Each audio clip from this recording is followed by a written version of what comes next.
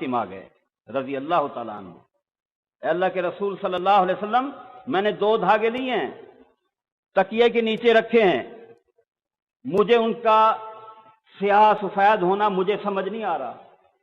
اللہ جو کہہ رہا ہے کلوا واشربوا حتی یتبین لکم الخیط الابیض من الخیط الاسود من الفجر، مجھے سمجھ نہیں آ رہا۔ رسول اللہ صلی اللہ علیہ وسلم نے فرمایا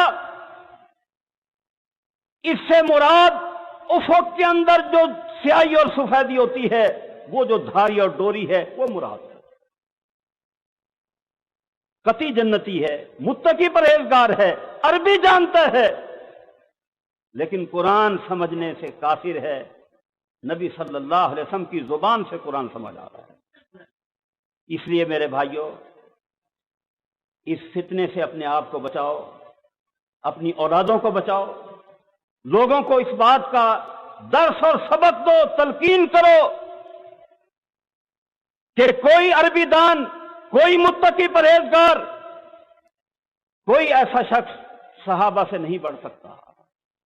اگر وہ ناز کرتا ہے، اسے گھمنڈ ہے کہ میں عربی کے بل بوتے پر قرآن کو سمجھ سکتا ہوں، میں تقوی کی بنیاد پر سمجھ سکتا ہوں، وہ جھوٹ کہتا ہے، اس لیے کہ وہ نبی صلی اللہ علیہ وسلم کے صحابہ کے پاؤں کی خاک کے برابر نہیں ہے۔ آپ نے فرمایا کہ میرا صحابی ایک مٹھی جو خرچ کرے اور دوسرا کوئی احد پہاڑ کے برابر سونا خرچ کرے، وہ مٹھی جو کے ثواب کو نہیں پا سکتا۔ ہے کسی میں تقوی اتنا؟ نہیں ہے۔ تو جب صحابہ محتاج ہیں، انہیں ضرورت ہے کہ نبی صلی اللہ علیہ وسلم کی زبان سے قرآن کو سمجھیں، تو کسی اور کو یہ جرأت کیسے ہے کہ وہ اپنے فہم سے، عربی کے زور سے، تقوی کی بنیاد پر وہ دعویٰ کرے کہ میں قرآن کو سمجھتا ہوں۔ اس لیے یہ فتنہ ہے، اس سے بچیں اور اپنے ایمان کو خالص اور درست کریں۔ محمد رسول اللہ صلی اللہ علیہ وسلم پر اسی وقت ایمان درست ہوگا، اللہ کے قرآن پر اسی وقت ایمان درست ہوگا جب نبی صلی اللہ علیہ وسلم کی حدیث کو مانیں گے، اس لیے کہ نبی صلی اللہ علیہ وسلم کی یہ حیثیت قرآن بتا رہا ہے۔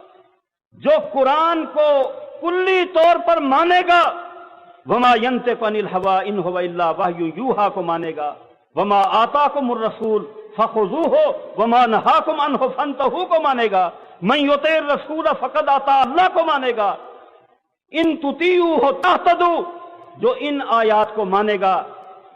یہ رسول اللہ صلی اللہ علیہ وسلم کو اللہ تعالیٰ نے بھیجا ہے، یعلمہم الکتاب والحکمہ، کتاب کی تعلیم دینے والے، حکمت، دین، حدیث یہ سکھانے والے۔